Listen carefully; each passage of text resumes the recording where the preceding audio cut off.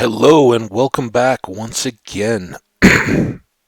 Greetings and salutations aside, I wanted to give you guys a quick heads up and a warning. We're going to start an episode, and I don't know how long it runs, but it's going to be a lot quicker, I would imagine, than some of our previous. It's also going to potentially be interrupted with some dings from my phone because I am getting some regular text and potentially call updates. And if I do get a call as opposed to a text to call somebody back, I will mute that out and be back at least to wrap up the episode if we're gonna get interrupted. I've got a little bit of activity pending, which is IRL stuff, and I'm excited for that. But in the meantime, I also had a weird pocket of downtime here where I am currently unsure when when my next part of a nice outdoor kind of day will take off, and depending a little bit on some others and waiting for word, and that could be short notice or could just linger. It's kind of one of those fluid type circumstances, which is cool. That's life, right? That's what you deal with. Now, eventually, we're going to have a lot of ladder type situation, but until then, we're going to just kind of keep that hole to jump between. So as I previously mentioned, this may constitute the entire episode if I just find I'm kind of otherwise would have been sitting around, and that was the circumstance, right? I don't have enough time to go out and about myself. I'd kind of run errands and things and prepared to hang out with some friends and all that already. So I'm basically just sitting here ready to go, and I decided why not? I've got any content I've already made is queued up, so why not get whatever length of video I can up and ready to go, and loading for your guys' enjoyment. My own. It was kind of ultimately a look. I'm either gonna play this in my offline world, or I'm gonna play now. Let's might as well just play. And I know that may break the episode length a little bit, and it may be a little bit disjointed, but with the exception of this floor roofing project, I don't have a whole lot that I'm considering real earth-shattering content. We're not going to go on another adventure like we did in the last one. If that's the only reason you're here, I'm sorry. I'm going to be straight up with you and tell you that you can feel free to skip ahead to the next video, or if it hasn't loaded yet, just watch the one you just watched over again, because there's loads of adventure in that. Here, we are working on, for the first time historically in any of our worlds, getting a roofed home, and that's pretty darn all right. Now I think just last thing before we seal, and actually let's just go ahead and seal this up. With the smooth stone that we have, I gotta kind of guess. I think it was these two, and then here, here, here, here, here, and here. these are where we're going to put our interior torches on our tower.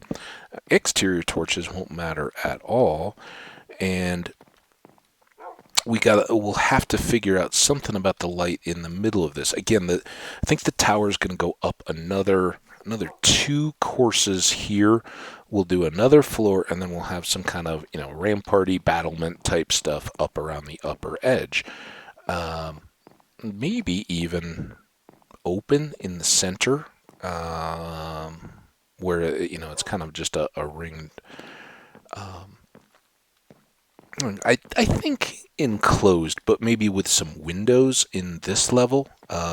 Just giving the impression of air loop kind of stuff we could poke out, but it'll give some contour out to the rest of the world, and from our side will be functional. So there we go. We got a roof over our heads, guys. Awesome. So cool. So long overdue.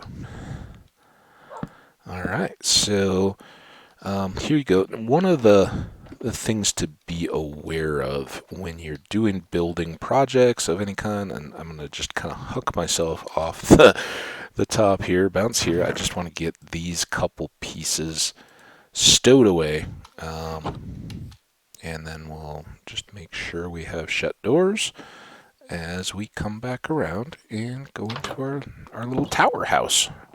Tower house away. So, just check that item off the list. We had mentioned it before. It wasn't overwhelmingly a need, but it definitely moves us in the right direction.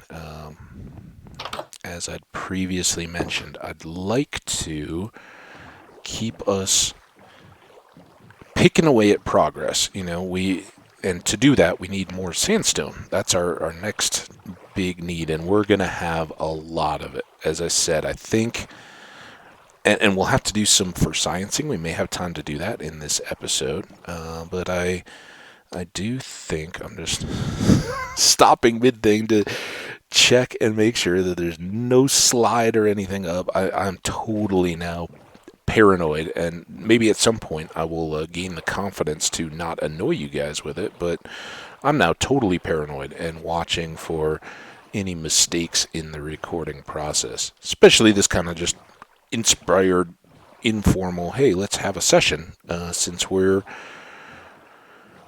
in IRL, I'm free of any other obligations. This one's kind of a bonus episode, let's call it.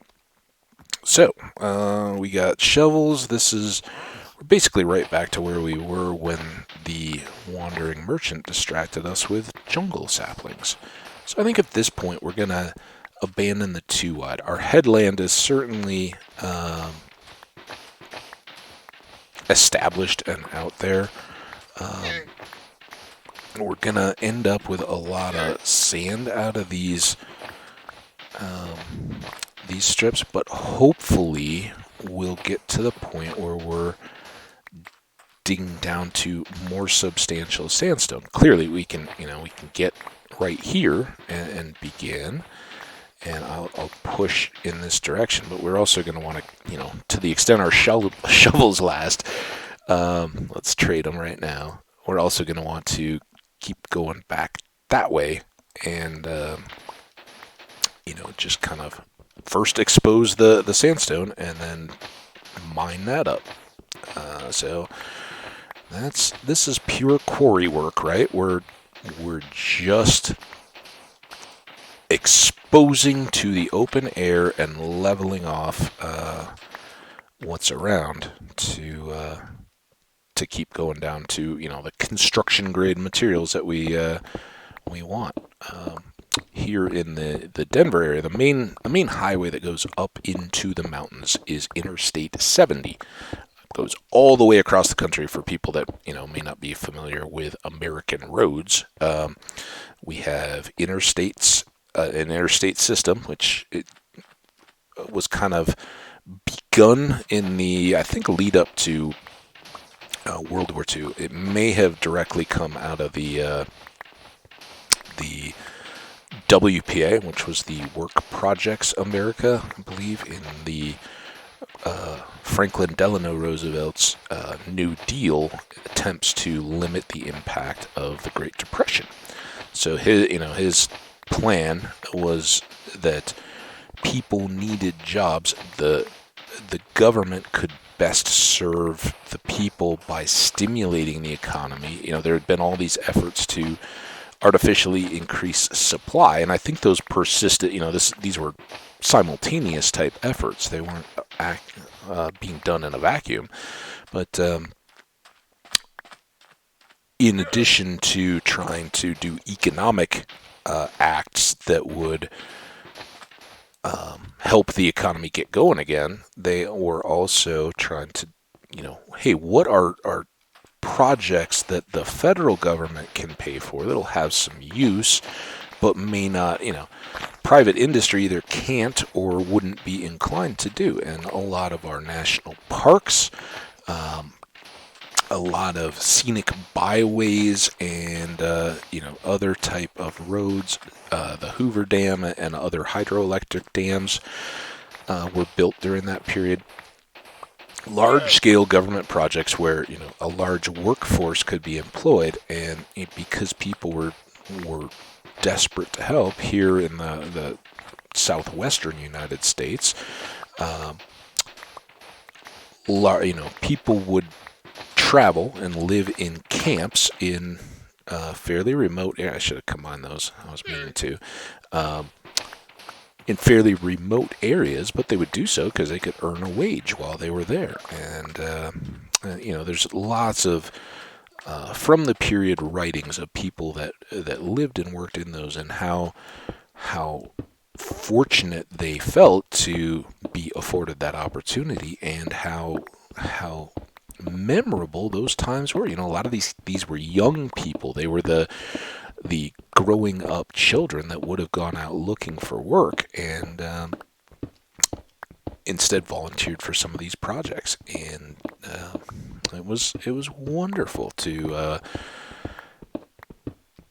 for them. They were young. They may have been rural or in otherwise small isolated communities. Again, we've talked about that in history, and how in previous generations, you didn't know a whole lot of people. Communities were small. Most people didn't live in cities, and the community of your small town, everyone kind of knew everyone. It was that kind of deal. The kids you knew in high school were the ones you'd know all your life, and that was when the idea of high school sweetheart type stuff really became cemented, because you would look around in elementary school and you'd have a pretty good idea who the people you were going to be exposed to or hanging around for the rest of your life would be. Not just in school, not there's a bully, and if you just kind of put your head down and don't worry about it, eventually you'll graduate, you'll move on to a bigger school. Your elementary or grade school,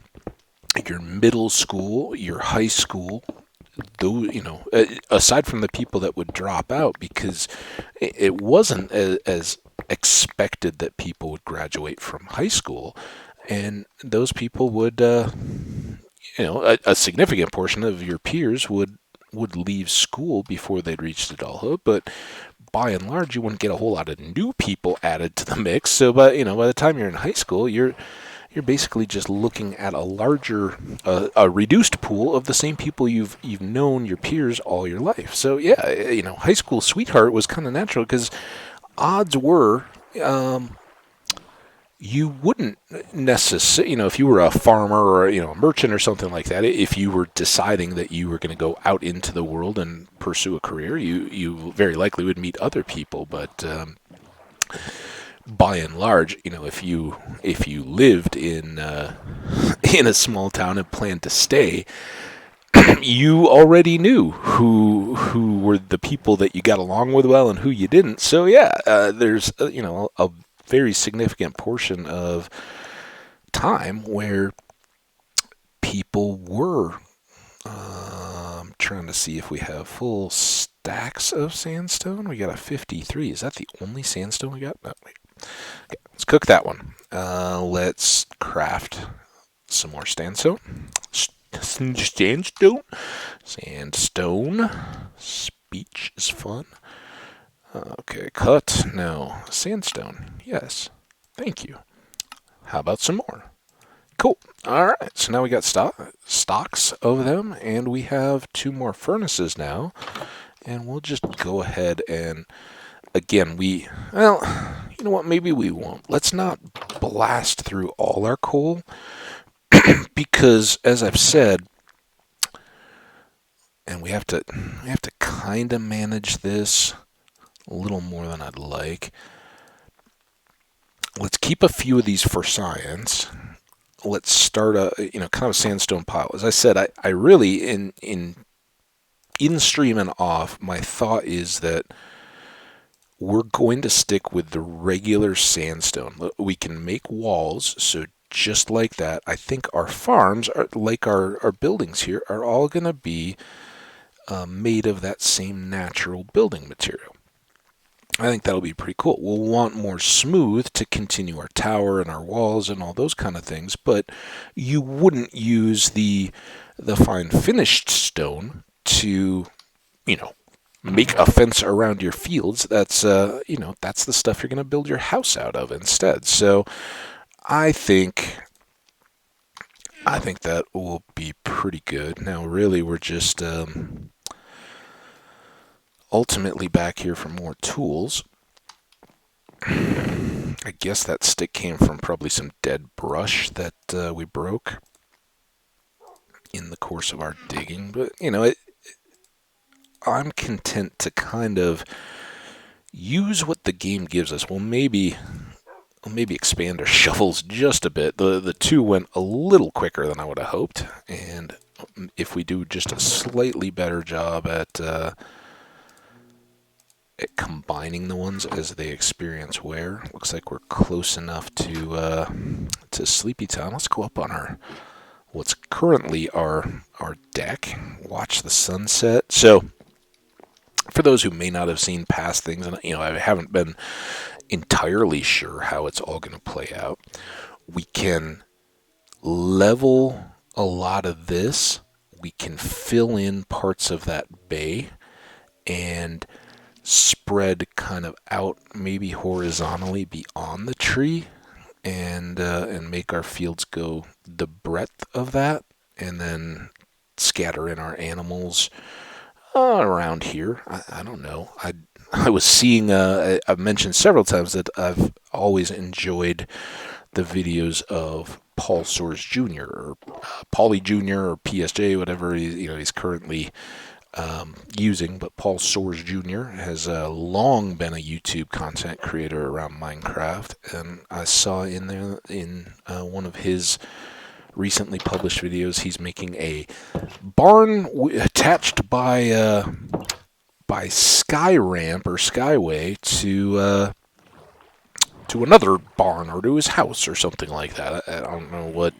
Haven't been watching that series particularly, but in a ultra hardcore world or something. I'm not. Again, I haven't been watching any of the series, but it definitely reminded me. I remember some of his past building projects and worlds. He's always done very well with the little details that help to fill out some of the construction that he does. And typically, he's a little more variety, so he's not gonna spend a year working on a particular project, make it massive in scope and scale and all that. But he will very often work to completion of kind of moderately sized builds, and that's an important thing to show developing players. Is the best way to get some wins under your belt, as I'm loosely referring to them, but in building stuff in Minecraft, start small. Build things that you can accomplish in 1 or 2 play sessions, just not recording, but as I'm saying, when you decide, hey, I'm going to play Minecraft for a little while, you probably aren't going to play all day, and you probably aren't going to play forever, but pick something to build that you can start and finish without having to do what I'm doing, where you have to kind of break it into segments and kind of piecemeal it. Just make something small, like I'm doing with the tower. Make a part of it that you can complete relatively quickly. You'll feel, hey, all right, I can do this, and you're not just sitting there as as what we will kind of be doing, where you're just constantly digging sand. And after you've done more building and you have a better sense of how much would I need to do a project like that, how can I stagger that, where can I use a couple different kinds of materials to make it not just look like an endless expanse of the same block, that kind of stuff. And with small builds, you can play around with a lot of those different attributes that will mix them up. For instance, in our last video, last couple videos ago, I'm not even sure, we did our stairs up from the mine, down on level 11, where we're hopefully going to find more diamonds. Not today, but we will. We'll be back there very soon. But as we're doing all those kind of things, we're trying to use a couple different materials to add some character, make them look a little more interesting than just the same. And there's, a staircase is fully functional just using a single color wood. I still think it looks a little better than the raw cobble, but as we have talked through, if you happen to come down near a lava lake, be careful of using wood stairs, because just like with the forest fires that we've kind of stood by and watched, and in one of the, I think it was Hondo, in one of the worlds we sort of forest fire fightered fought to try to contain before we lost that world. But they're very functional. You don't have to feel like you have to have a million different things before you make your first build. So make a few so you get used to how the stairs work. What angles can you place them to get them to kind of use their corner look as opposed to their flat look. How will half slabs work if you put those into your build? Get used to those materials. Then, with still simple small builds, get used to how adding a few accent blocks will change. Some of this is art, and you guys may well have already, found similar concepts in drawing or painting or digital art. But find complementary colors or contrasting colors, and how do those set apart sections of your build? How do they emphasize transitions between rooms? How do they break up what would otherwise be bland space? We're going to have big, long wall, fortress walls, and those shouldn't be, it would be a bit out of character if they were just, multicolored and bedazzled with, with random stuff. But what elements can we use that would be fitting with a fortress that can kind of help break up that expanse? And I hope to, put in lots of stuff. We'll look at it, and you guys are welcome to offer feedback if you'd like. Pass that along. But I've got plenty of ideas. Barring unexpected death, we'll keep fleshing those out. Just adding here and there, and again, to kind of cycle back to what I said, Paul Sears Jr. It has been a great source. His now pretty dated. The versions, what's in the game is very different, but I still think his original How to Survive and Thrive in Minecraft series is very good at, if you've started playing the game and you want to get better at various aspects of it, or you feel like you're done, even if you're playing hardcore, and that's not a hardcore world, it's very digestible and entertaining. He does a great job of, mixing in his own, life stories and anecdotes and jokes and all that kind of stuff. All the stuff I try to do here, and other great content creators, seamlessly blend game content with perspective to make an entertaining product, and I think he's great at that. But the idea of a barn triggered, and I think once we gather up some more of this sandstone, we'll start looking at laying out our farms and some animal space. And I would like to get, I think once we've got our wall established, a barn inside that would be a real cool idea. So, well, we'll keep picking away and seeing what we can come up with as we go. But for now, we've got the advantage that we've finally exposed some longer stretches of sandstone. So rather than having to, 4 pieces for every one of sand, we're just directly getting sandstone. And you can already see up ahead onto the right there, sandstone is kind of a skim. Anywhere from 1 to 4 layers, and there wasn't even any. It was just pure stone sticking up to the level of the sand. You aren't guaranteed a lot of sandstone piled up, and so getting these long expanses of it is really the best way to get a good supply of it, because eventually we're going to clear this down and we'll be just looking at regular gray stone, and that is we're going to have plenty of that of our own coming up from our diamond hunting. So yeah, you take what you can get, and I don't necessarily, I don't mind a few outcrops along the way, but I don't think we completely need to clear cut this so that the desert loses its character either. We can kind of selectively keep dealing with some sand if that will help us keep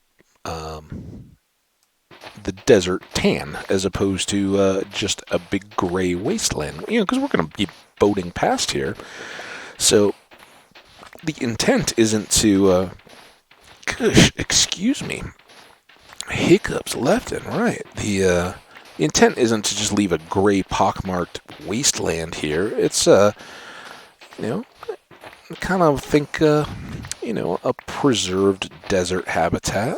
We'll maybe replace some of the cacti. Maybe if we find that we're lifting sandstone, maybe we'll come back with some sand and just fill in over what exposed stand there is, and just reintroduce cactus as we go. I think that there's bunnies and things that live out here. They need their home. We don't want to deprive them. So yeah, it's good stuff.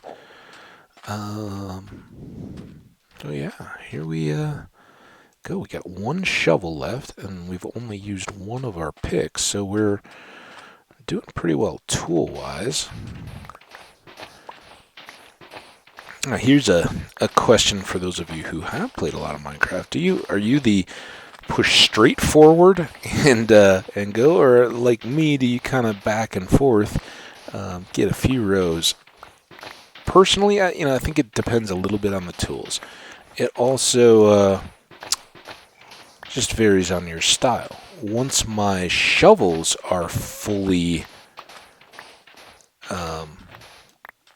juiced, enchanted, ready to go and rock, once I've got them ready, I heard some lava, and that may be underneath that rock. Something to be careful of, though. If we lose it here, it could be because sand collapse into lava. Ugh, it just gives me a chill even just thinking about it. It would not be ideal.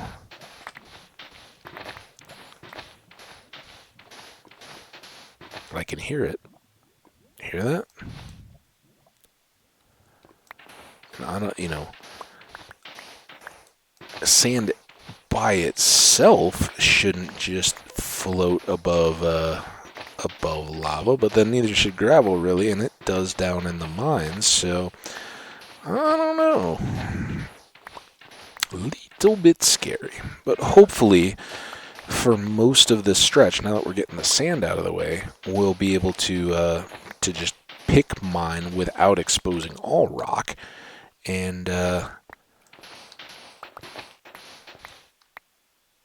still, without having it look completely like an eyesore, have a bunch of sandstone come out of this area. So that's the intent. I don't know how much more I can really try to make that a topic of insight. We're digging sand. Yep, that's what we're doing here. All right. Shovel almost non-existent. Pockets almost full. Let's come back and finish out here first. Get what sandstone we can from this little stretch. There wasn't a ton. But, we want to kind of finish out the chunks that we do have. We'll gather up these little bits and bobs. Yeah, that is just not cool sounding. I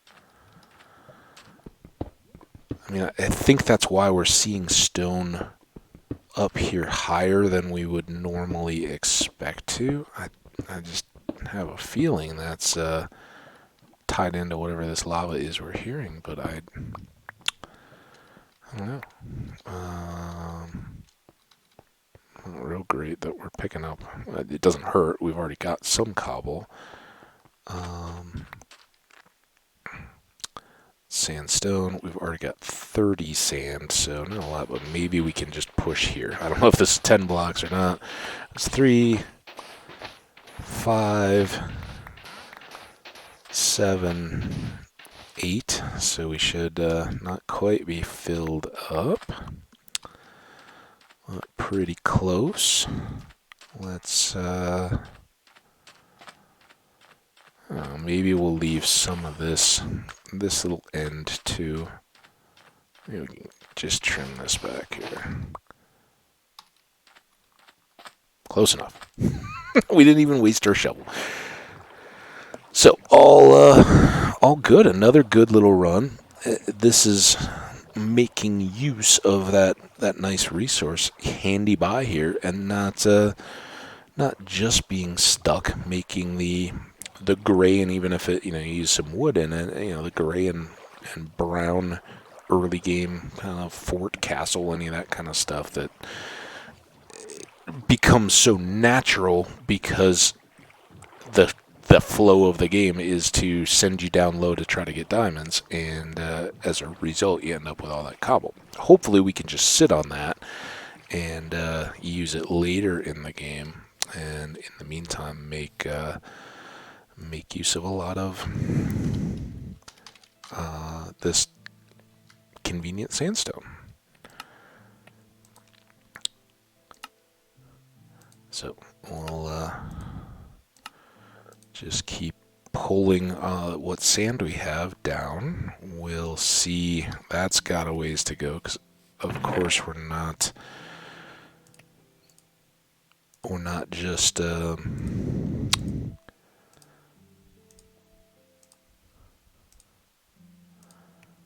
sitting here waiting for it to cook. Any of this type of work is actually good for that because we are close by and it will stay loaded and cooking.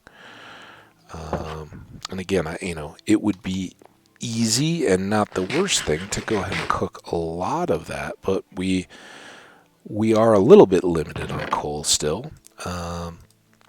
And you can see, we've got some stacks and we're pretty good on torches at the moment, but always remember you've got to get through whatever your next activities will be to get more coal, and usually that is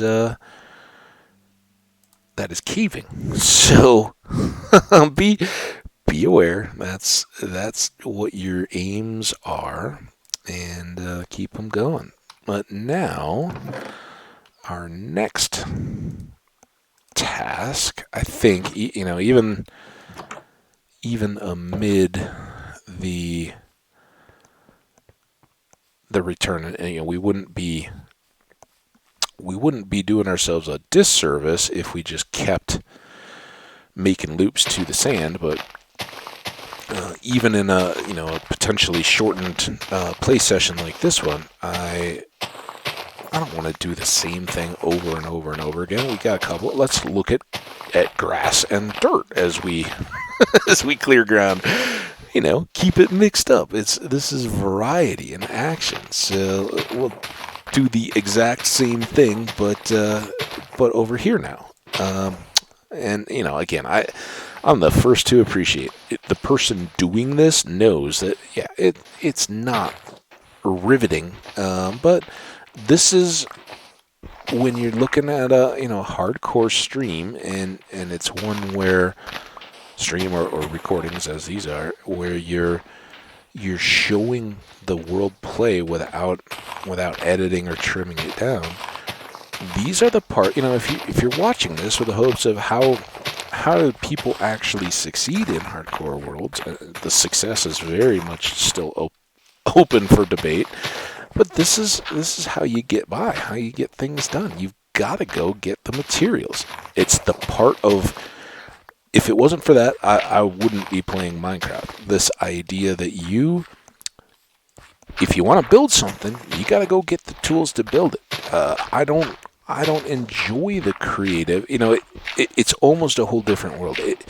If I was, and I haven't, but if I was to spend much time in creative, that would really be more like I don't know, they still have like MS Paint, but that kind of deal where you're just creating art with a palette that's right there. You do a color picker, you switch your brushes, all that kind of stuff. You just move through creating stuff. But at that point, it's not a game to me. It's just a sandbox. That's what you've limited it completely down to, is a creative sandbox. And that I say that knowing that that's as wide as your imagination can make it.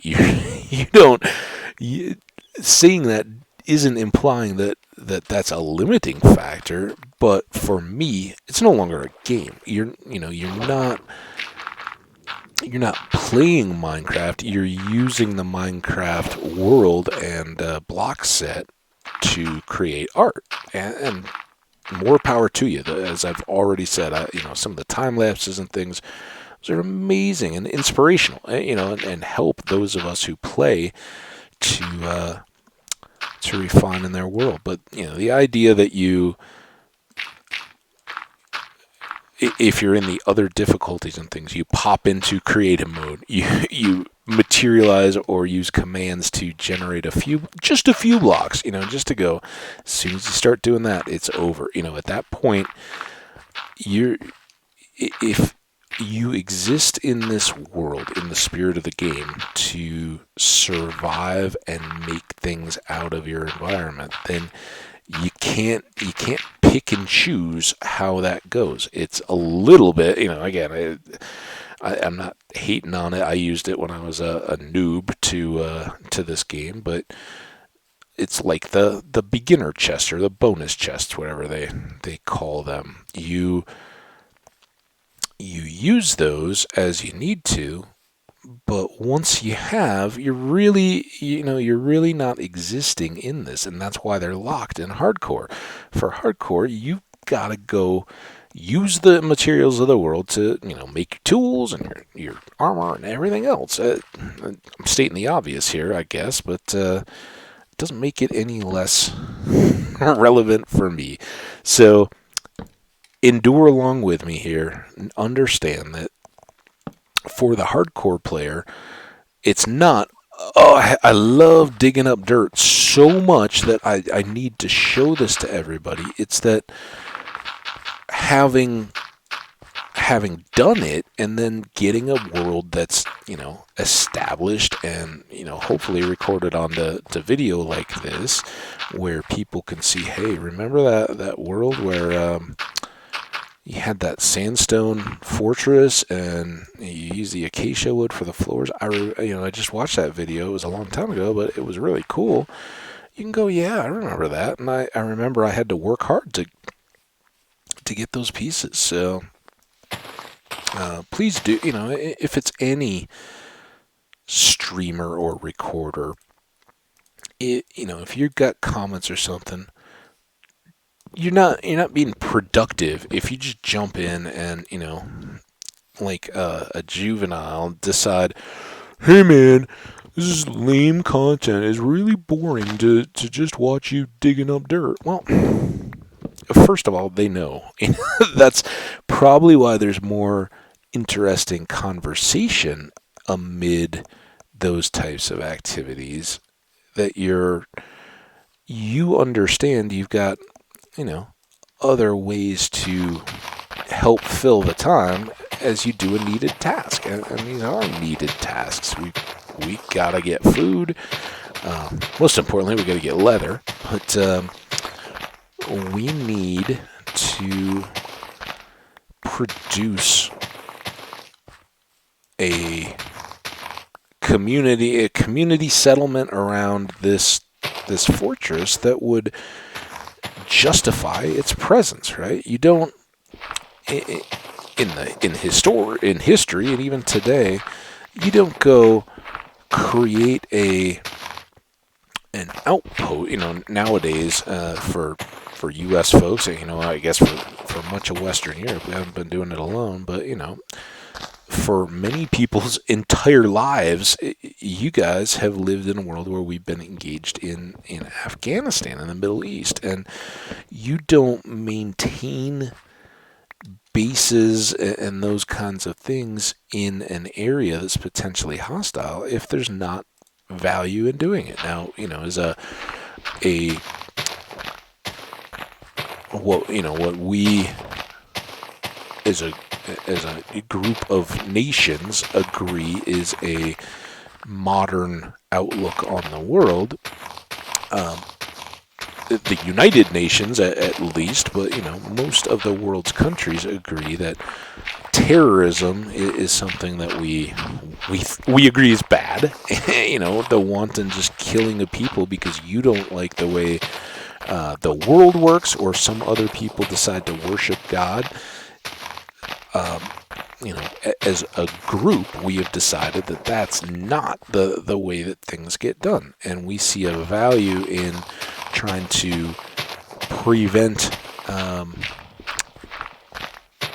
places in the world where people who are inclined to use terror as a weapon against the rest of the world can then freely, organize, plan, and equip. And so that has been an ongoing conflict. Tragically, I think we would all agree it's awful, and there, at least in the United States, there's been no clear indication of why haven't past efforts to extricate ourselves from Afghanistan been followed through on. What are our clear goals and timeline for being there? It just it kind of much like the Vietnam conflict, it seems poised to continue indefinitely without a real clear winner or loser, and everybody suffers.